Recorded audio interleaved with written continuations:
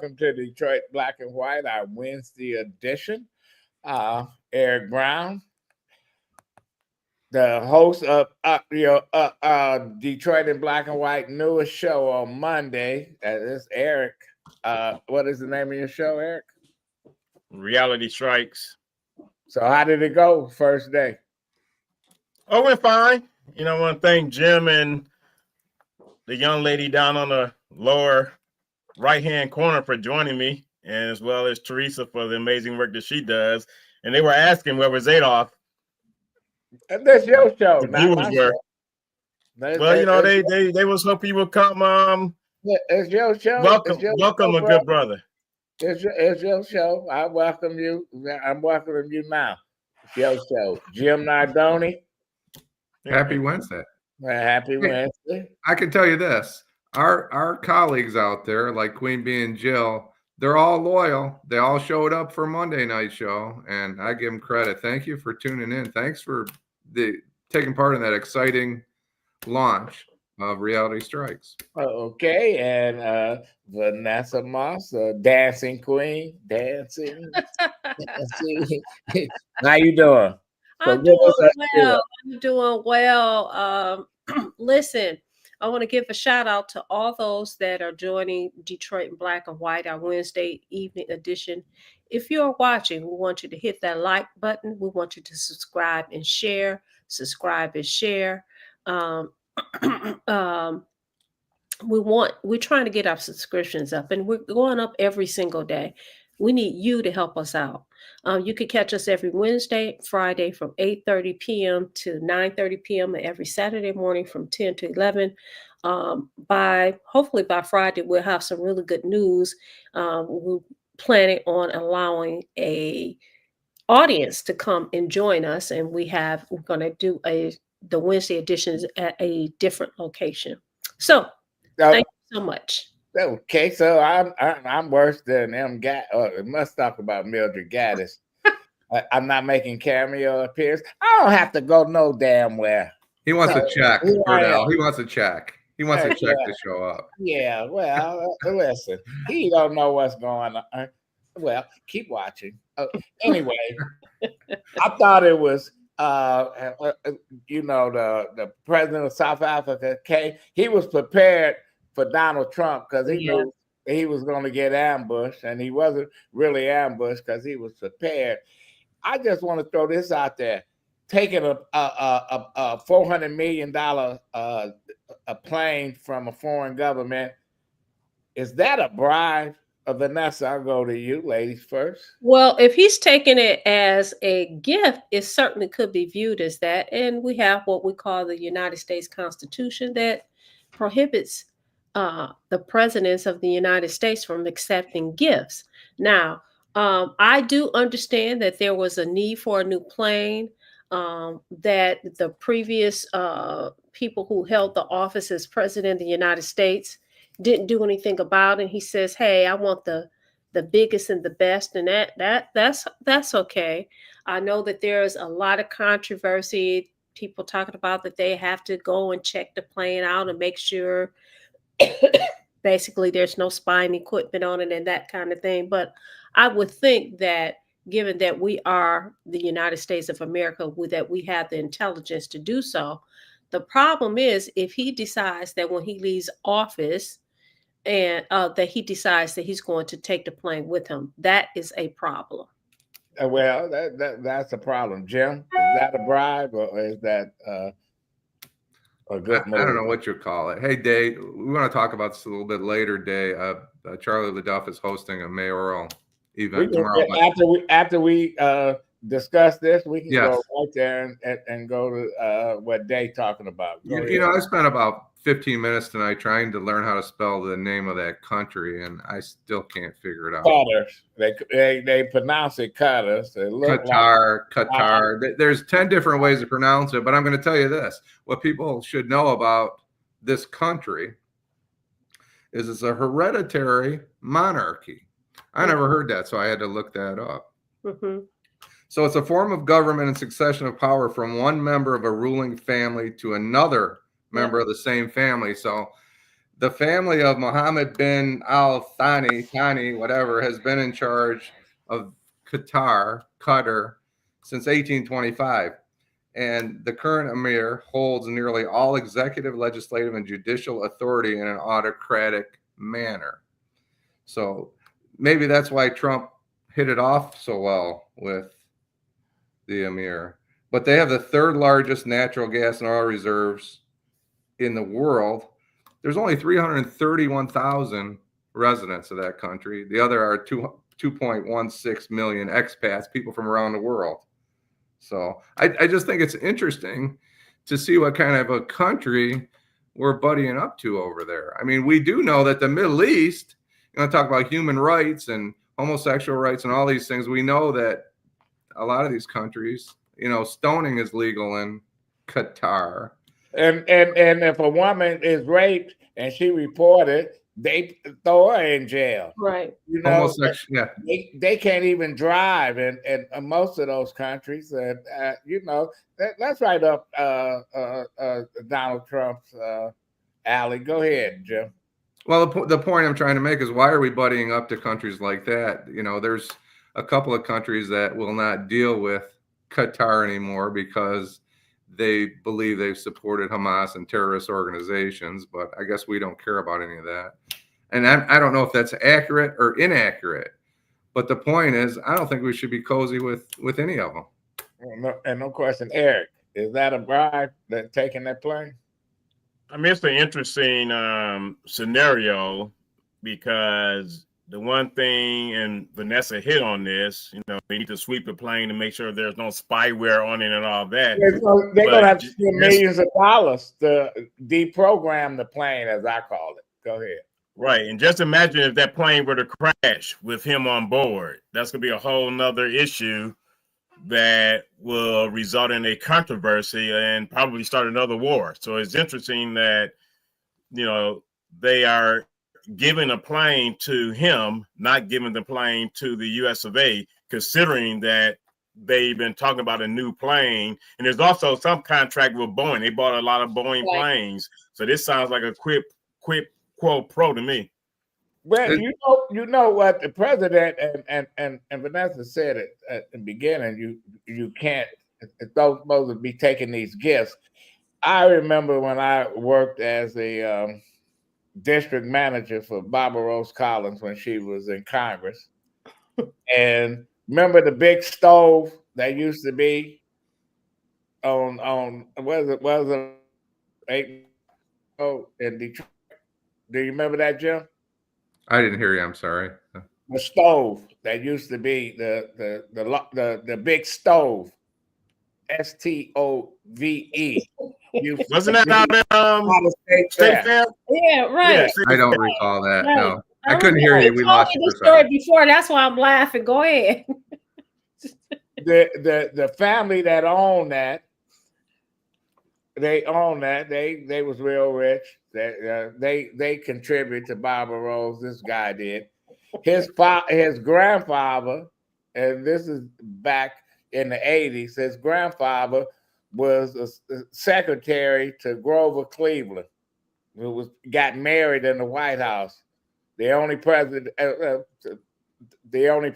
to get married in the White House, and he had got these gifts from all over the world, from kings, queens, etc.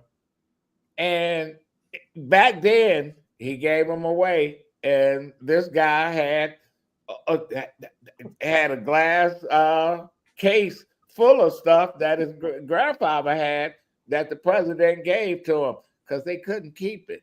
Right. So you get a $400 million plane and say, yeah, I need the plane. I'm mad because I couldn't get my Boeing plane. They say it's gonna take about 2-3 years to fix up. That they want to make it flyable. It's already here in the U.S. And what I thought was funny, when the day when he was trying to beat up on the president of South Africa said, "I'm sorry, I don't have a plane to give you like that." Right. Let me ask you guys. I'm sorry. Can I ask you a question? Is it just another publicity stunt by the president? No, he's taking it with him. Listen, this is a enterprise. He's making money as being president. But Yeah. is he? But is he Oh, trying to shit. force Boeing into building the plane faster? Is And it? listen, Boeing, he's a greedy son of a bitch that he want Boeing to give him a plane. This guy do not want to pay for anything. He wants people to give him stuff, and he doesn't mind taking it. Man, it's unbelievable. But listen, no checks and balances. Supreme Court say you can do this, do that. I looked at who they deported the other day to the South Sudan. I thought it Sudan, was, yeah. I thought it was criminals from South Sudan that was going there. It was people from other countries. They just dropping people off in countries. They bullying countries, saying you better take them. Right. I'm like, damn, half of the people they got are Oriental. Half of the people, I'm like, yeah. So we got no check on this guy, and he's doing what he's doing. Well, I want to talk So about we have- another. Go We ahead. have one of our viewers who says that all presidents make money. Why do you think they run if it's not for a paycheck? They went on to say, what about all the money that we give foreign countries for free and don't get nothing in return? The problem with that comment, I feel, is he's taking it with him. So the United States is not benefiting from him getting a plane. And as far as all presidents makes money, why do you think they run? It ain't for the paycheck. Listen, power is very powerful. Power is the reason that people run for that office. People get drunk with power. We see in most presidents of the United States, presidents of universities, presidents of companies, that kind of thing, they are drunk with power. So, Well, power corrupts. Power corrupts. Absolutely. So, Eric. And so, for a statement to be made that, all presidents run so that they can make money, because as Adolf says, that it's it appears that it's an enterprise.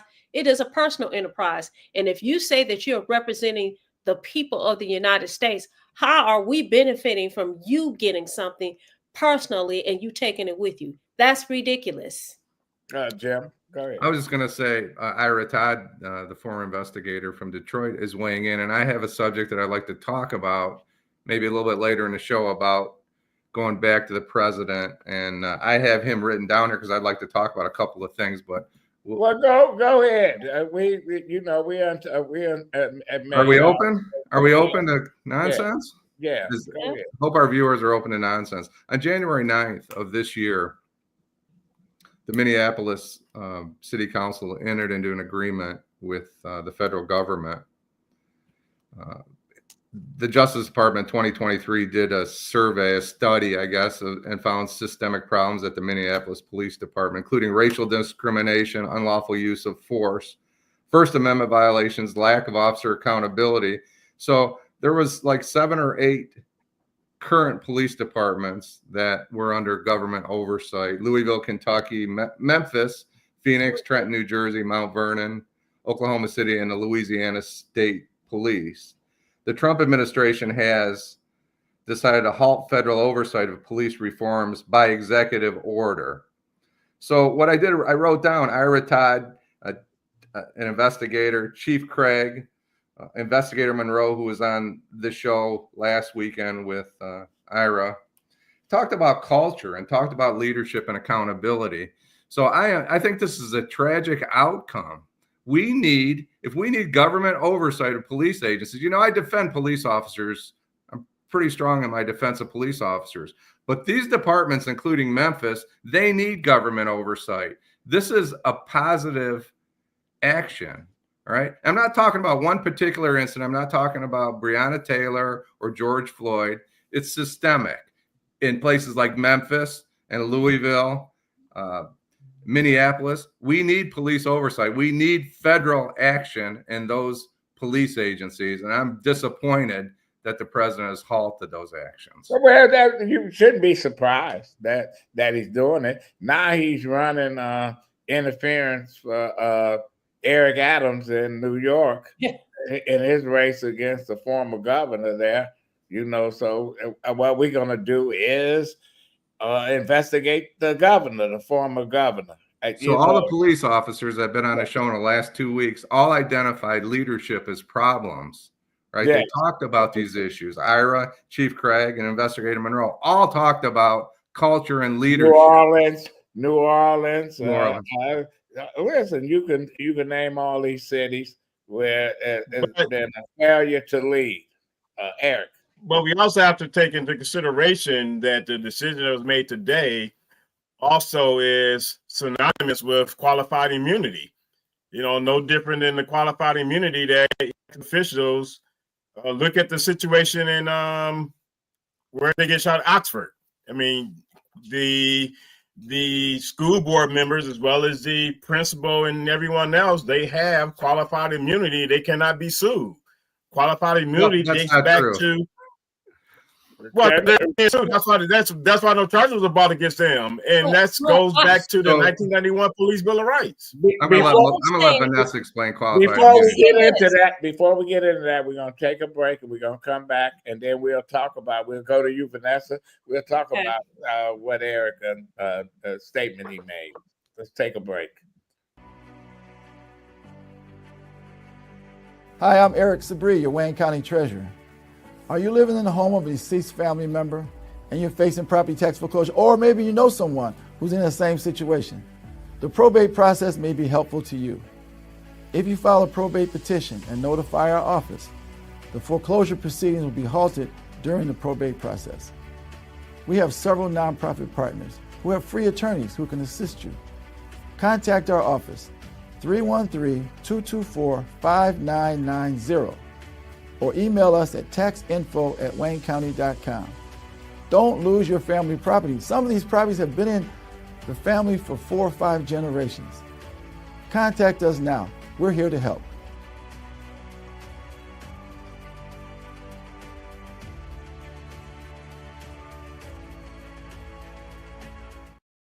Okay, we will.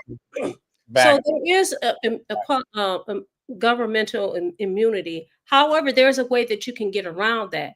Which you have to show is that there was gross neglect. Okay, so it's not necessarily true that you cannot sue police officers or police agencies for misconduct. I think Ira, Todd, as well as Jim, has made a very good point that in those instances, police oversight can be a very positive and a very good thing. It can. I think that we had oversight here, right? We had oversight. But it lasted for what, 17 years? That was a long time. And one of my issues with that was, why did it take so long for them to get it together? That to me was just crazy. That was just insane. And so I see Ira said that there were some good things that came out of it. It should have been 17 years. That's ridiculous.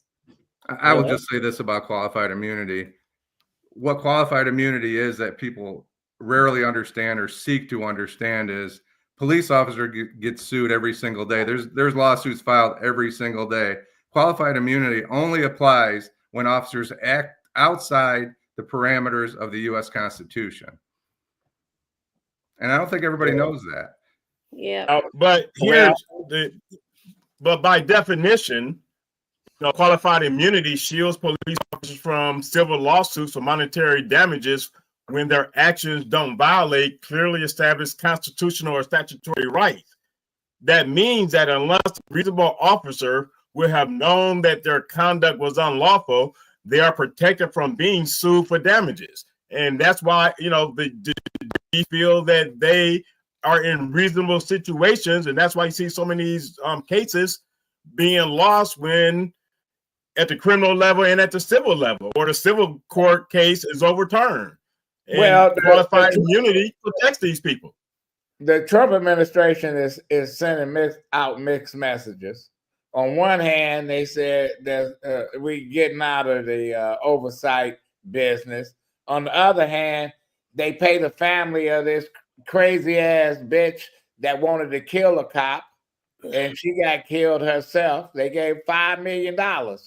It's just like they attacked the U.S. Capitol, attacked these cops. They supposed to be for law and order. They love the police, but yet when he got into his second term, let all these folks go, and then have the nerve to say, "Well, we don't need to be dealing with police departments around the country that the government has found to be suspect when it comes to dealing with the communities that they serve." There's a good argument.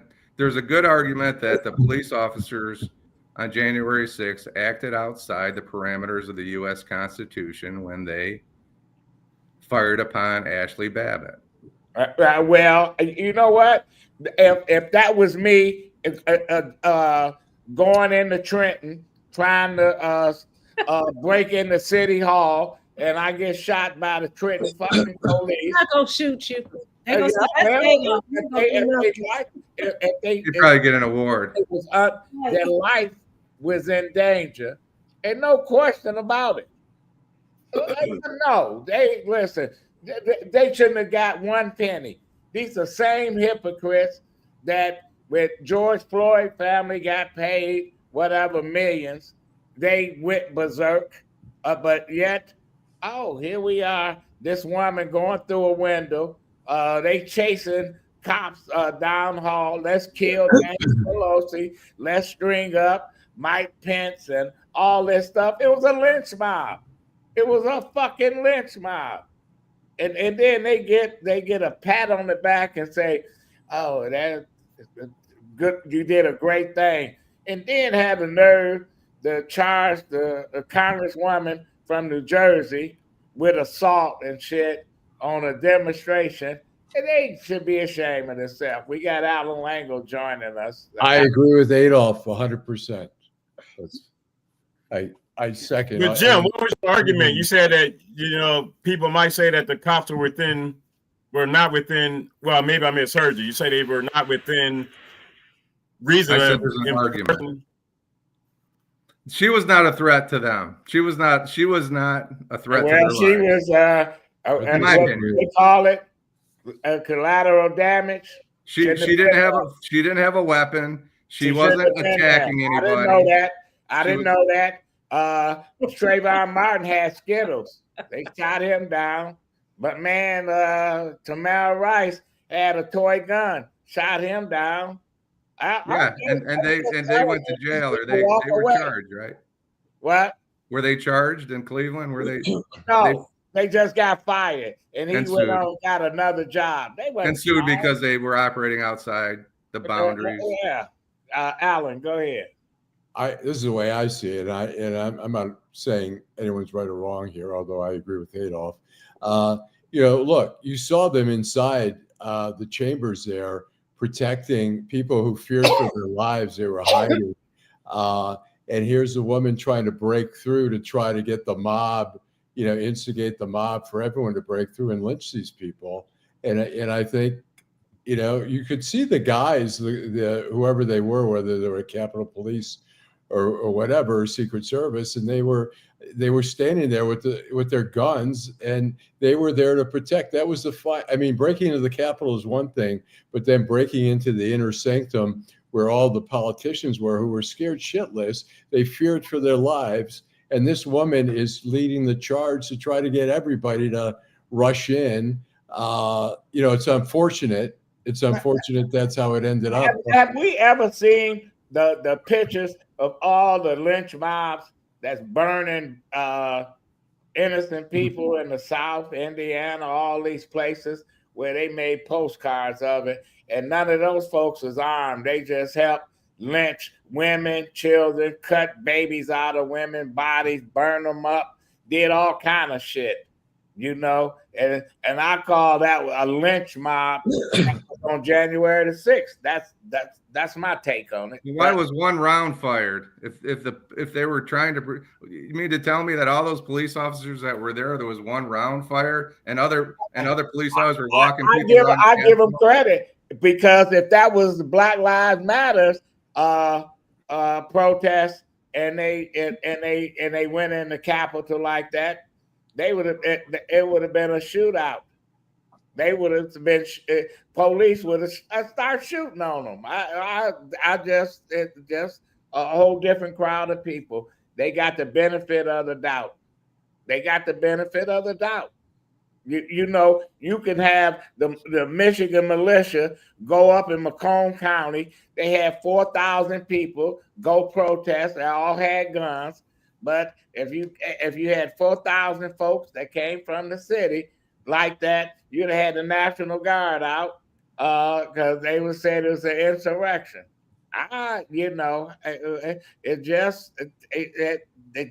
We just treat it differently when it comes to mob mentality.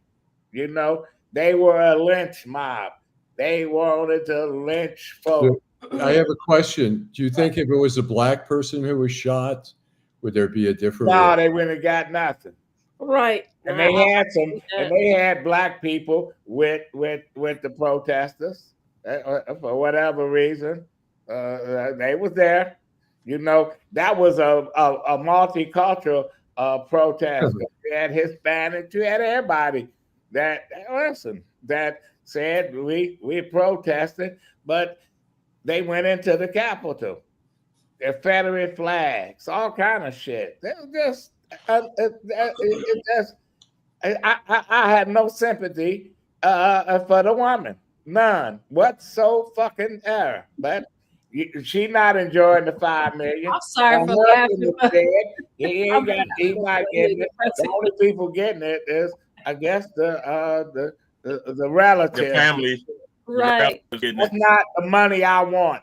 Right. I don't want that kind of money. So let me go to some of our viewers. Queen B, agree with you. Adolf, she said she said me either.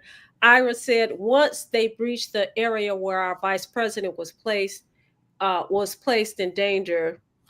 Karen Winston, good evening. Jill Sheridan says, you remember what happened to Arthur McDuffie? That's Florida, Miami. Yep. G Money. He says there were way too many bad officers to justify qualified immunity. If it is passed in all 50 states, then the USA is certainly headed towards becoming a communist nation sooner rather than later. Karen Winston agreed with his comment. Queen B pointed out that she was with people who had weapons. We also want to give a shout out to Burdell Bird, Day, and Day brought up something. I'm hoping that we can talk about what he's talking about. We also have Stanley Brooks. I also want to give a shout out to those people that are following us on Facebook. We have Terry McCrimmon. He said we all saw how organized that crowd was on January 6th. A lot of those folks, cops. Deborah Griffin, she's on Facebook. She said she was a criminal. There was a PPO against her for her married boyfriend's wife. She was harassing. We also have another viewer, Belinda Baker, someone I haven't seen on the show before. Cynthia Johnson, who supports us. She's there on Facebook. So we got a lot of people on Facebook. We also have Felicia Dean and Angela Beatty. Shout out to all of you guys this evening. Okay, we're going to move on. They brought up a debate with talking about Charlie LaDuff debate, and that the Reverend Solomon Kinlock don't want to debate on that. You know what? I know Charlie. You said he's not going to debate? I don't think so. That's what it looks like. Yeah. I can't blame him because, you know, Charlie does ambush interviews. I'm sorry. I like you, Charlie, but he'll get you on. He's a nice guy. It depends. He lure you in, and then he throw the hammer down. Listen, so that's a good move. I wouldn't go there either. Listen, I think that one of the things that Eric pointed out the other day is that the voters really want a debate, and hopefully we'll be able to organize a debate. But I agree with you, Adolph. If he is the front runner, and if you believe the article that Sam Riddle wrote, I think it was in the Detroit News. If you believe the polls, if you believe even, I mean, what people are saying that he's the front runner, he's like, why would I go? I don't have anything to gain by participating in a debate, What did especially Sam Riddle write? especially That's a debate. another suspect. What the fuck did he write? Yeah. So I think it's interesting, though. Did he get the endorsement from 13th Yeah, congressional if he got the district? endorsement from the 13th congressional district, Who's over no surprise there, the though. 13th congressional district? Who's His over the brother. 13th His congressional brother. district? Yeah, I find that very interesting. I was not at all surprised, but I Well, find it very he should interesting. be surprised. Now, if his brother didn't endorse him, his brother need his butt Brother kicked. should endorse him, but I'm Right, saying it's not a right. surprise. No, it ain't But no I think the surprise. Go ahead. last poll that Ed Sarpolis did, Sheffield had 32%, the Reverend Kinloch had 25%, and Chief Craig had 19%. I would say that if you're sitting on it, it's like a basketball game or a hockey game where you're ahead by 1 goal. Are you going to sit on the lead for 8 minutes and try to just? I'm not saying he should do the debate. If he feels like that's not a strong point, he's not going to have a benefit, then don't do it. But for him to just say he's going to coast to victory by No, he is. I don't think he said he coasting the victory. Hey, you know what? The bottom line is these folks they need to be out in the community. A lot of these meetings or whatever, it's their supporters and other people's supporters, etc. And then there's folks that hold these forums, don't want a debate. They don't want Right. to shut up, folks. Right. Oh, I'm not inviting Eric because I don't like Eric. Right. Mingo, I ain't inviting that motherfucker. Right. I don't want to talk to the media.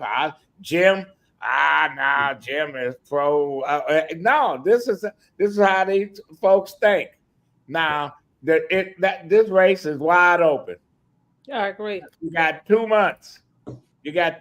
Come next week is 2 months, and it's anybody's game if they get out there and they start kicking the dirt on the sidewalks. I got a question Right, to people ask have to all be- the panelists.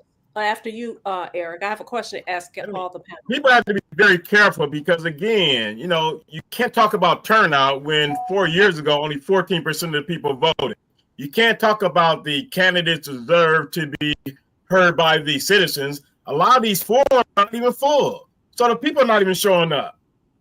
So you get mad at the candidates for not showing up. The people are not even showing up. So let me ask you this, though. Let me ask all of you, how do you guys feel about, because we do know now, LaDuff has the debate tonight. I don't know who else is showing up, but everybody's headed to Mackinac Island, right? With the I exception don't of, think it's tonight. with the exception Tomorrow of, night. tomorrow night. But with the exception of a few people that have not been invited because of this test that they use to determine who's going to be invited. What is your opinion about the whole Mackinac Island Forum and It's bullshit. these candidates? It's bullshit. They already cut off whatever deals they cut. It's a Republican-led conference, and they do what they do. They go up there, and if you want to get dirt, you go up there because you see people drunk and doing all kind of shit, cheating on their spouses and shit. They do all kind of shit up there. That's politics. But I just want to get back to Charlie LaDuff. We had somebody that say Charlie LaDuff is a proactive, unapologetic. a journalist and not a fluffy, soft-spoken. Well, I can say what he really is. He can be a fucking asshole. Ain't no question. So, And if you ask me, he's all that. all day long. Yeah. All day long. Go ahead, Alan. I want to say that, you know, the Mackinac, the fact that they're kind of creating this exclusivity is only part of it. It's the country club set up there. You have to be a member of their club to get in. And so they make this determination, you know, they have to exclude. It's like, it reminds me of the Detroit News when Bob Giles, the new editor, came in from Rochester, and he only invited management to his Christmas party, which was unprecedented. Then the next year, he only invited about 60% of the staff and left out others to give it this sort of exclusivity, this membership, and creating bullshit resentment. I think. Well, they did that. They did that. Working for Coleman Young, the appointees. You had the high-end appointees that was making all of the maximum that you can make, and then the middle of the road, and then you had the ones that wasn't making the money, and that's the way they operated. You know, it's like a caste system. You know, even when he died, they had people. Here's the high-ended appointees sitting in the front row. You up in the balcony. I wouldn't even go to the fucking funeral. And then they had the Dennis Archer people that hated Coleman Young sitting down up front.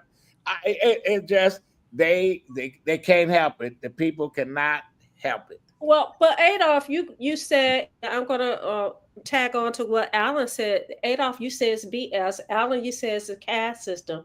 But these people are actually making policy about what happens in the city of Detroit. They already have made policy before they went there. I'm not saying they're not making policy. I said it's a waste of time because they already uncut the deals. So you think that those people that are running, or those people who weren't invited, right, that they should not be concerned. They should continue to do. A lot of people stop going to those places. A lot of candidates, a lot of national figures stop going there because it's a waste of fucking time, a waste of money, a waste of time. It smells. The horses are shitting everywhere. That's true. Fucking, you can't. I don't want to be there. I already got sinus fucking problems. Listen, what I'm going to see James Seymour, and he's dead. You know that movie Back in Time and shit. Go ahead, Alan.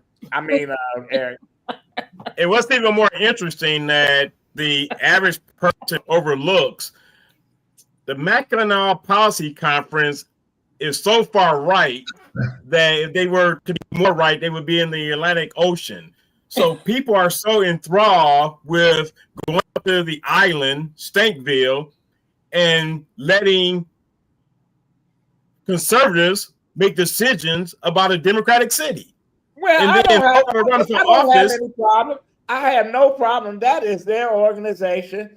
And if we wanted to do our thing, we can do it. And we on board. Right, but my point is the complaining so much about the right, but then they go support the right to make decisions about a very left-leaning city. They like a good party, Eric. They like a good party. They like a good party. They like to be seen.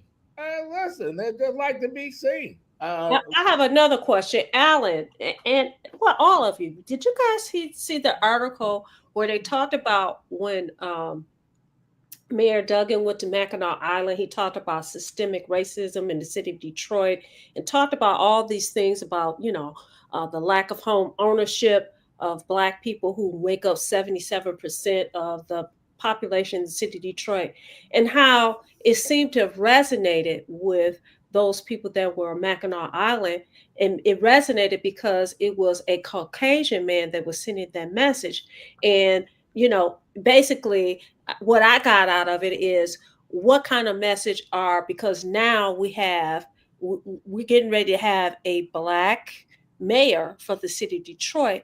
What kind of message are they sending while they're there in Mackinac Island? Did you guys see that article? What's your take on it? Yeah, the bullshit. I think the fact, look, Duggan, conversation. I'll say this. I think Duggan is he runs with with the big dogs. He's he rubs elbows with all the as they say in Yiddish, the machers, the big shots, and we'll see if anyone has that gravitas that he has to convey a message. But is it gonna fucking change?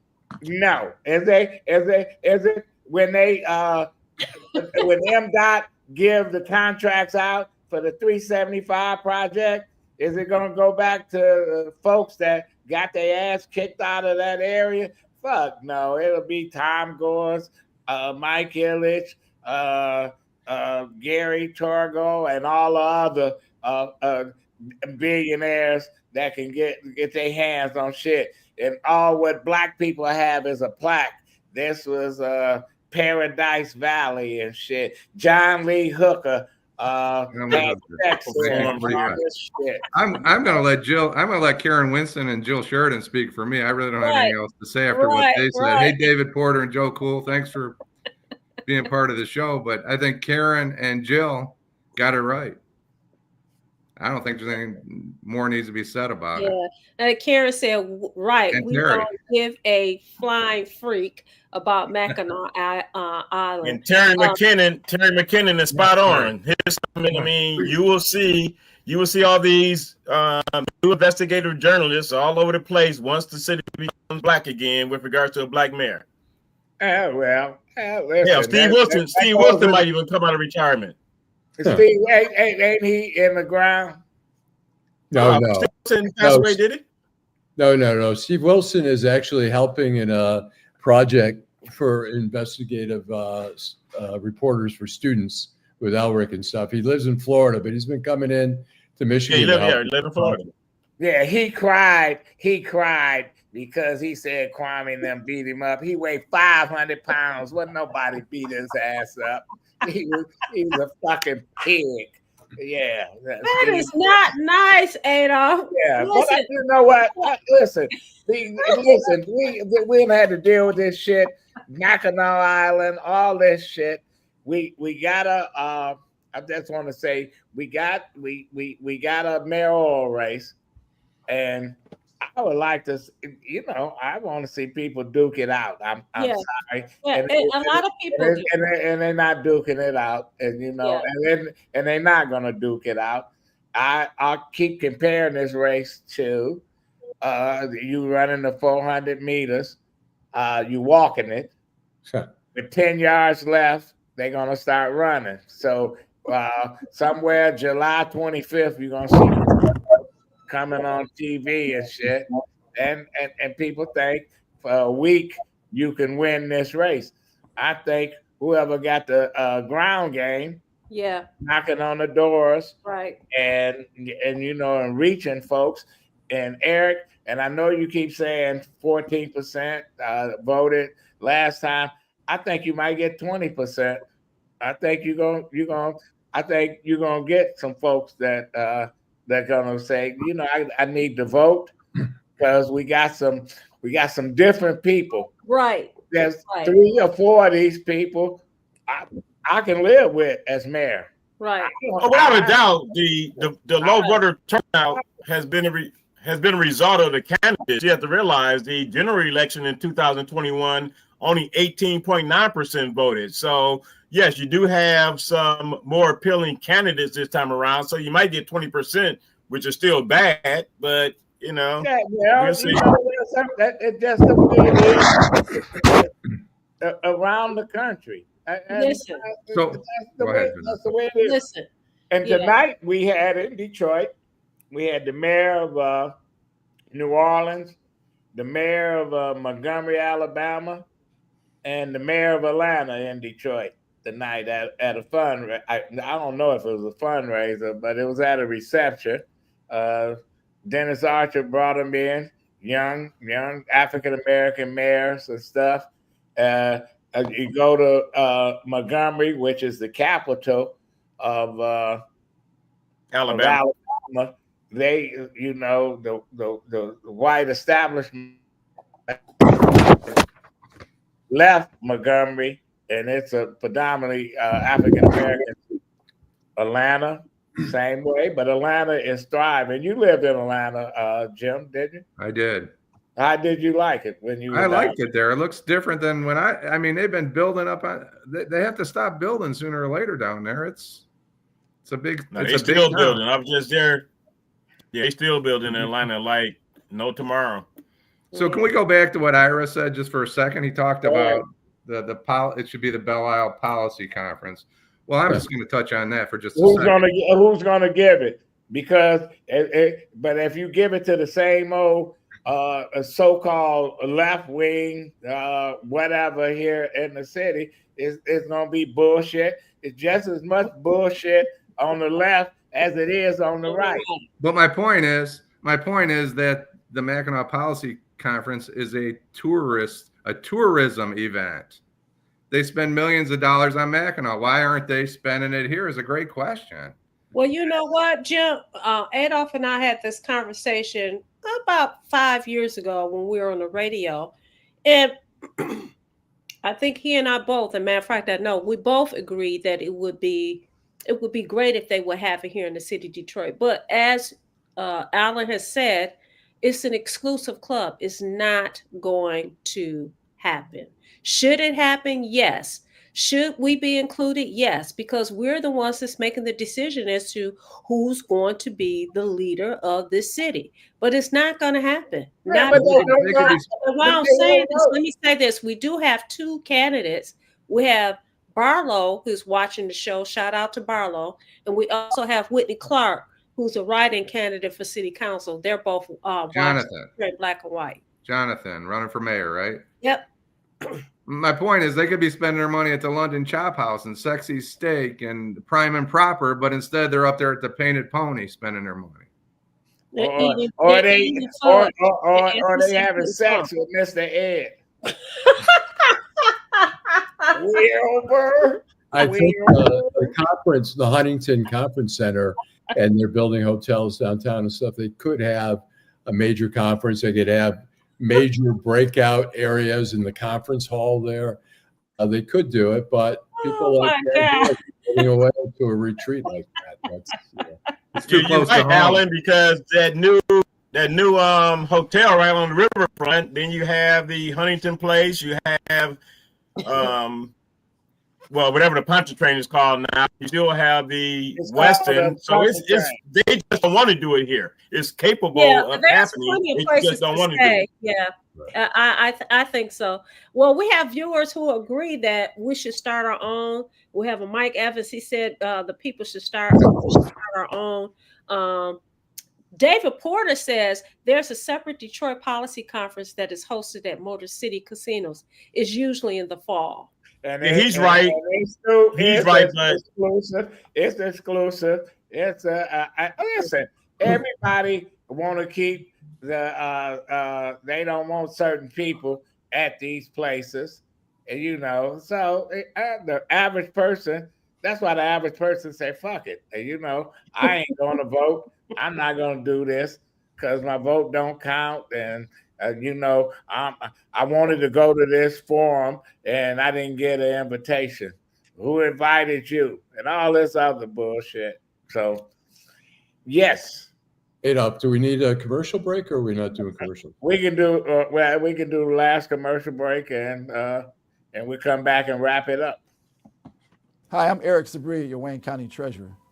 If you're living in the home of a deceased family member and you're facing property tax foreclosure, the probate process can be helpful to you. If you file a probate petition and notify our office, the foreclosure proceedings will be halted during the probate process. Contact us at 313-224-5990 or email us at taxinfo@waynecounty.com. We're here to help.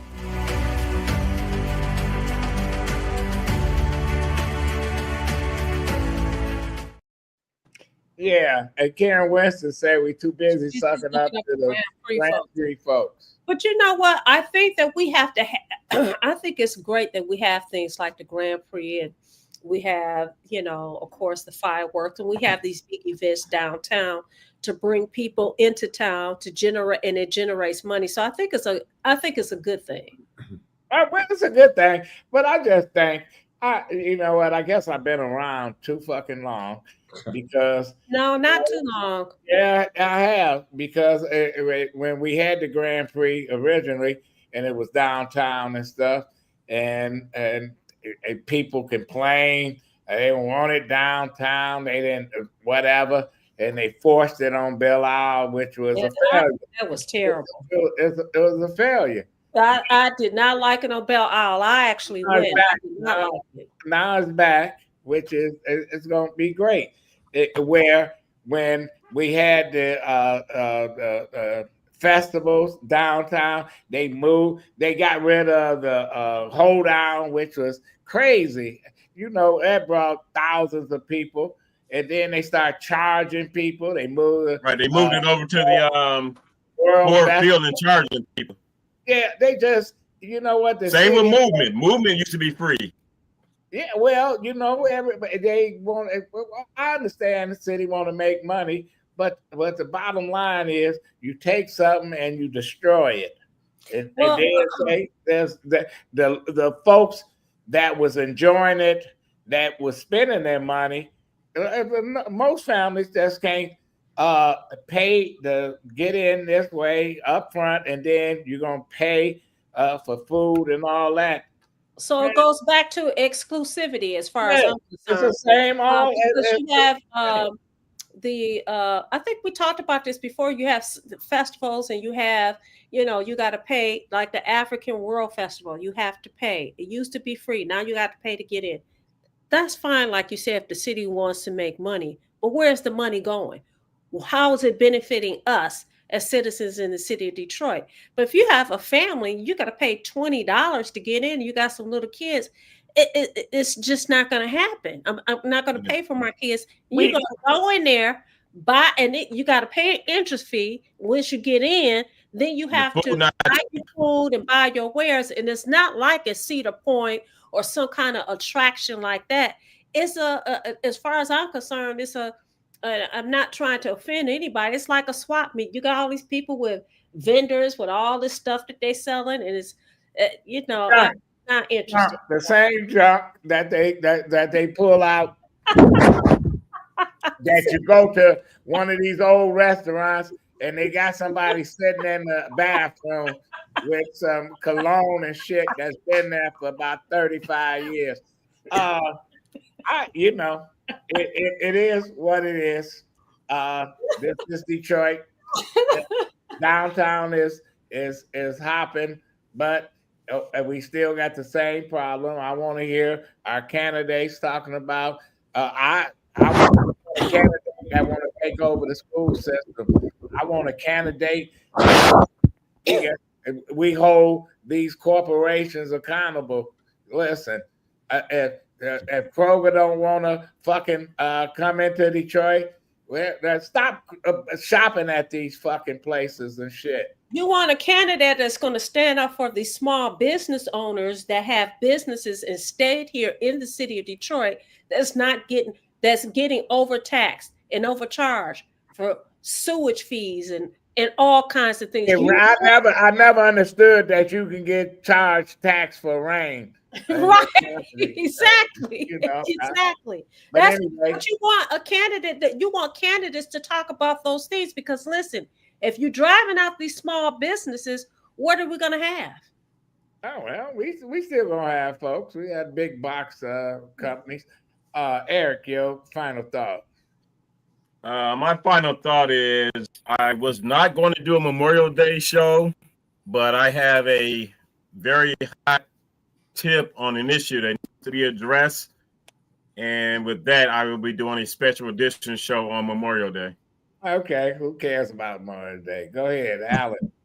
I just want to say, I know we talk about what the Trump administration is doing, and people say they're not losing any sleep. But I just want to say, just this week, the Justice Department moved to drop police accountability agreements with Memphis and Louisville. We talked about that. Okay, and then also reducing the Medicaid benefits for a lot of people. The Head Start programs are getting it serves 800,000 children in the country. The funds are getting cut for that. So I know we say it doesn't, we're not losing sleep over it, but Somebody's losing sleep. It's Somebody's losing sleep. well, I'm saying it's impacting people. It may not, you're going to get your meal tomorrow, but maybe there's some kids who aren't going to have breakfast. Jim? I'm going to go back to where I began this, and I didn't get to finish. Maybe I didn't get to finish. Maybe I did. But it's tragic that the Trump administration, Alan, this is what you missed in the beginning, is stopping this government, halting, I guess, the federal oversight of these police agencies. Unfortunately, it's going to have a bad outcome, and they are not going to have any ambition to try and get leadership in those police agencies. And I think it's tragic. Louisville, Memphis, Phoenix, Trenton, Mount Vernon, New York, Oklahoma City, Louisiana State Police. I'd probably try and stay away from those agencies because they do not have leadership, and there is no incentive for them to get leadership. Vanessa? I agree. Listen, I want to give a shout out to all the people that are watching us on Facebook, on YouTube. Queen Bee said to us, quit telling these candidates what they should be telling us that they're going to do. They watch this show and then hit the streets with our ideas. I think that is very true. I don't have a problem with that. Willis Martin, thank you so much for joining. Chip Tracy, everybody on Facebook, we want you to come back on Friday evening from 8:30 to 9:30. And then again on Saturday mornings from 10 to 11. All you new viewers, tell your friends about The Greatest Show on social media, on YouTube, on Wednesday, Friday, and Saturday. And White, like, subscribe, and share. And don't forget your show, Eric. What is it? Reality Strikes, Mondays at 8:30 p.m. Okay. Reality is we got to go. I want to thank everybody. See you on Friday.